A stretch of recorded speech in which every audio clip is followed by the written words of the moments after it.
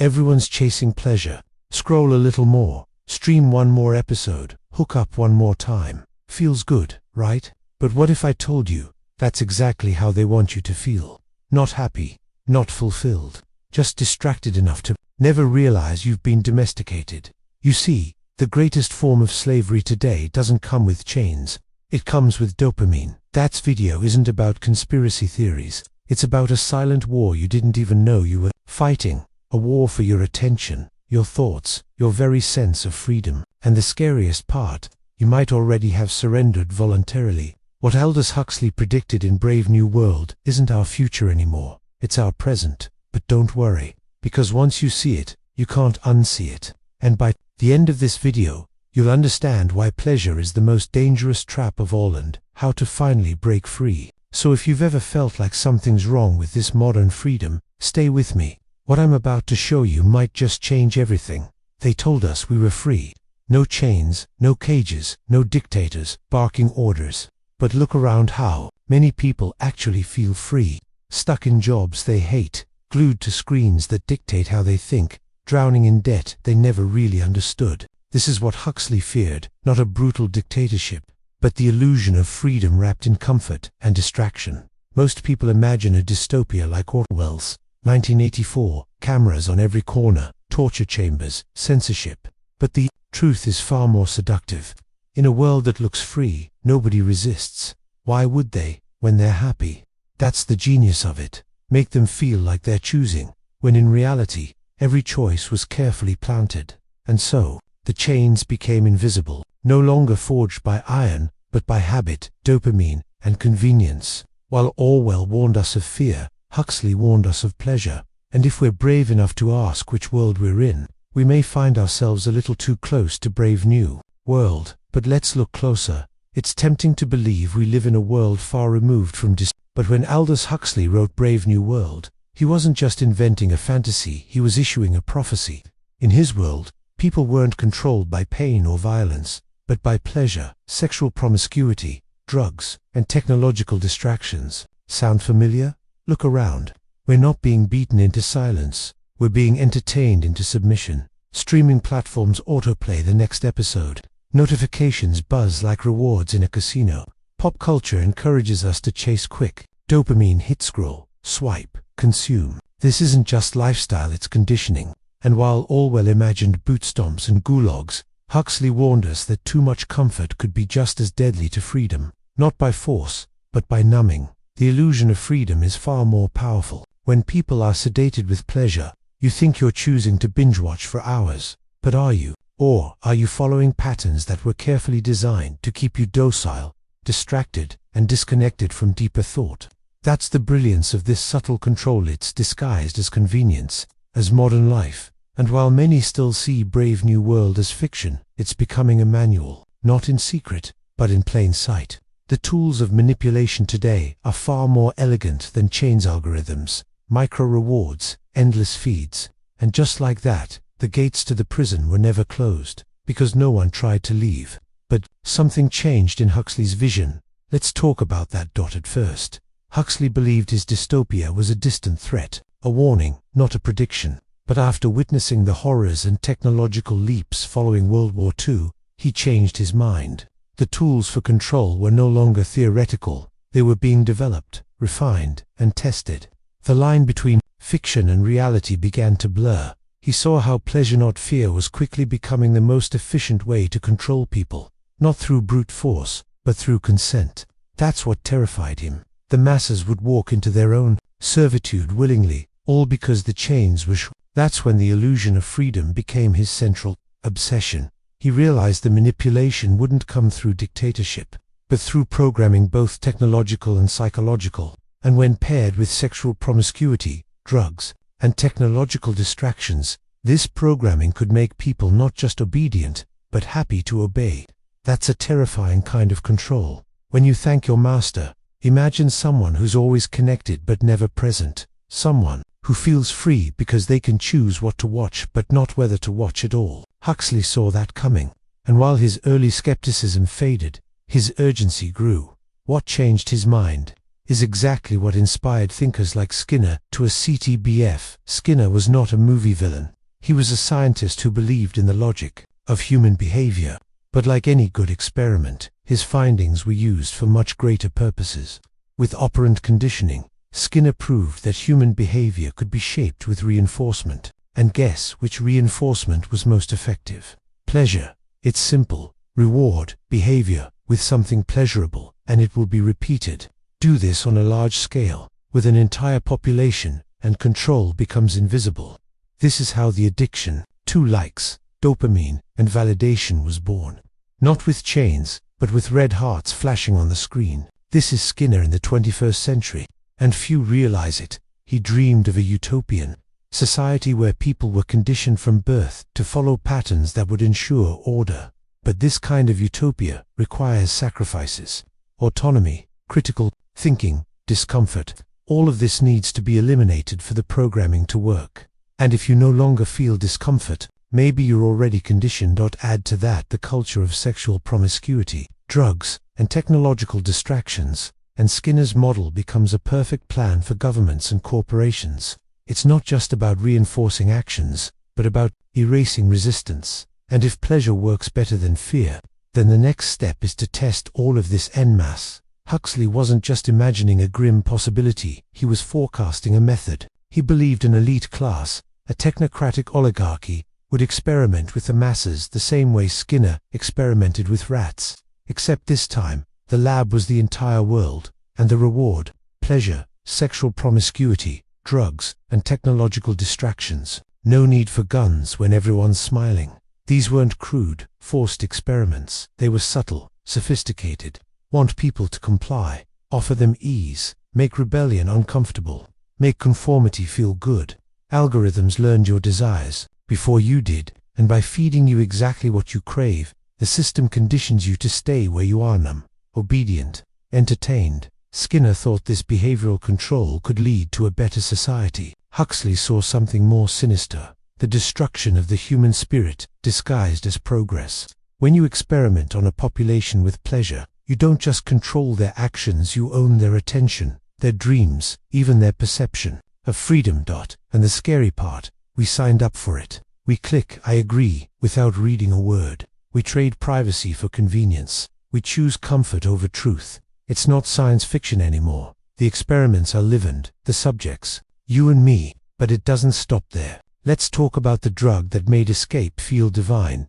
In Brave New World, Huxley gave us Soma, little pill that made pain, worry, and awareness vanish. It wasn't just a drug, it was an escape hatch, a mental vacation from reality. People didn't question the system because Soma made everything feel fine. When the soul stirred with discomfort, Soma silenced it with synthetic bliss. Now compare that to today's antidepressants, opioids, and mood enhancers. We're not just treating illness, we're avoiding reality. There's a pill for every emotion, a prescription for every thought. Instead of confronting discomfort, society hands us chemical crutches. It's a pharmacological illusion of freedom, one that numbs without healing. Soma wasn't about liberation, it was about sedation. It made rebellion not just unlikely but unnecessary. Why resist if you're always happy? Why fight if you feel nothing? And that's the genius of control through pleasure. No force, no fear, just a smiling, compliant public that has forgotten what it means to truly feel alive. Huxley understood that pleasure, when used strategically, could erase critical thinking. If people are too high to question, too happy to resist, too distracted to reflect, they become perfect citizens. Citizens who vote, work, shop, and obey without ever realizing they're asleep with their eyes open. In this scenario, drugs aren't the enemy. The enemy is dependency. Dependency on substances to feel joy, to escape boredom, to feel anything. When that becomes normal, when discomfort becomes intolerable, you no longer have a population, you have livestock, cared for, well-fed, entertained, and utterly domesticated. And this wasn't the only method used to pacify the masses. Alongside Soma, there was another force working in the background, one that's even more addictive than drugs, one that rewires the brain faster than any pill. You guessed it, pleasure. Through sexual promiscuity and constant entertainment, in Brave New World, family didn't exist. Monogamy was taboo. Emotional attachment, forbidden. The state encouraged sexual promiscuity, not as freedom but as distraction. By turning sex into a casual, emotionless act, Huxley showed how even intimacy could be weaponized. If people are constantly chasing pleasure, they have no energy left to chase truth. Think about it today. Hypersexual content is everywhere, from music to advertising to social media. Porn is more accessible than clean water in some places. And what does it all do? It floods the brain with dopamine, dulls the soul, and reprograms the idea of love, bonding, and meaning. It's not freedom, it's engineered chaos. And then there's entertainment nonstop, ever-present, addictively available. Netflix, TikTok, YouTube, video games, virtual worlds, they all exist to entertain, but let's be honest, most of them exist to distract, to keep us docile, overstimulated, and too busy laughing to notice we're stuck. It's pleasure as anesthesia. What Huxley foresaw wasn't just a society that enjoys entertainment. He predicted one that depends on it, where silence feels unbearable, where boredom equals failure, where we can't be alone with our thoughts without reaching for a screen. Because the moment you stop, the illusion starts to crack. And here's the trick. When you can't form deep connections, when your brain is fried on instant gratification, you become easier to control. You want less, you question less, you obey more. And the most disturbing part, you think you're choosing it. You think it's all part of your free will. That's how the illusion of freedom works. But sex and entertainment weren't the only tools. Huxley also asked a deeper question. What happens when drugs and digital pleasure aren't imposed on the people, but voluntarily embraced by them? That's where things get uncomfortably close to our present, especially when we examine today's addiction to distractions. Huxley once asked, how would you convince people to take the very drugs that enslave them? In his world, it was soma. In ours, it's antidepressants, anti-anxiety meds, and yes, Yvonne, the endless scroll of social media. You don't need a syringe when people willingly inject distraction into their brains. And the scariest part, they begged for it. We live in an era of designer emotions. Don't want to feel sadness? Take a pill. Don't want to sit still? Take a stimulant. Want validation? Post something. The system doesn't need to suppress you, it just needs to give you something better to do than question. It is the illusion of freedom built on chemical and digital pleasure. And then there's the phone, that glowing rectangle that sleeps beside you, dings for your attention, and rewards you for obedience. It's Skinner's lab in your pocket. Every like, every ping, every scroll, it's reinforcement. You're being trained, not entertained. The technological distractions are now more addictive than any drug. Even pornography has evolved into a behavioral controlled tool. It's not just about sex, it's about isolation, instant gratification, and a dopamine loop that kills intimacy. And just like soma, it removes the desire for resistance. Because when your brain is constantly stimulated, real life feels dull and dull. People don't rebel. Think about how hard it is to sit in silence, to read a book, to go a single day without a screen. That's no accident. The harder it becomes to disconnect, the more dependent we grow and the easier we are to steer. The system doesn't need chains anymore. It has algorithms, nudges, and curated pleasure to do the job. But what's the long-term cost? What happens when an entire population has been conditioned through pleasure for years? When the mind becomes soft, distracted, and submissive, happens to willpower, to critical thinking, to the very essence of humanity? That's the question the next topic dares to answer. Pleasure feels good, obviously. But what no one tells you is that too much pleasure can be just as dangerous as pain. When every uncomfortable emotion is numbed, every challenge avoided, and every second filled with stimulation, we stop growing, we stop questioning. And that's exactly how the illusion of freedom is maintained. A society distracted by pleasure becomes easy to control. People don't need to be watched if they're busy watching. They don't need to be silenced if they're scrolling. They don't need to be imprisoned if they've already locked themselves inside a comfort zone. That's not freedom, that's sedation masquerading as choice. This kind of conditioning dulls the mind, it weakens resistance, it replaces curiosity with compliance. People lose the mental muscle to challenge authority, to imagine alternatives, to even care about truth. When pleasure becomes the primary currency, pain becomes unbearable and growth, which often comes through pain, becomes impossible. Have you ever tried to focus on a deep book after a binge of social media? Your brain fights it. It craves the easy hit, the fast feedback. That's no accident. That's the brain on reinforcement loops, programmed to avoid anything that requires effort. This isn't just psychology, it's strategy. And it's winning. Even rebellion becomes a product. Outrage gets monetized. Activism gets filtered through hashtags. And passion burns out in echo chambers. The system gives you just enough space to vent, but not enough to truly change anything. Because if you're always chasing comfort, you'll never chase freedom. And that leads us to a dangerous fork in the road. One path leads to a society so numbed by sexual promiscuity, drugs, and technological distractions that it forgets what it means to be human. The other path, it demands something uncomfortable, something rare resistance, and that's where the real test begins. Imagine a world split into not by borders, but by mindset. On one side, those who embrace the system, who find comfort in sexual promiscuity, drugs, and technological distractions. They don't question, they don't feel the need. Their chains are invisible, padded in pleasure. They believe they are free because they're too entertained to notice they're not. On the other side, there are the outliers, the few who resist, who feel the weight of artificial happiness and say, this isn't real. They crave meaning over dopamine, truth over comfort. They're the ones who see through the illusion of freedom and are willing to walk through discomfort just to reclaim their minds. But it's not an easy road. Resisting pleasure-based control comes at a cost. It means boredom, silence, reflection. It means confronting emotions without chemical shortcuts. It means learning to find joy in effort, meaning in pain, and fulfillment in presence.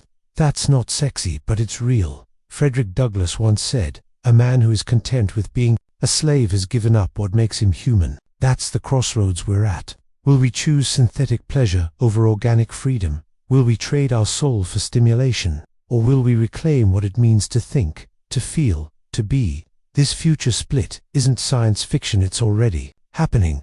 Look around. You'll see people sleepwalking through life, perfectly content, and you'll see others desperately trying to wake them up, not with fear, but with awareness, not with anger, but with truth. Which side do you feel yourself on? Because in the end, the question isn't whether you're free. The question is, who decided your definition of freedom? And if it wasn't you, maybe it's time to go back to the beginning.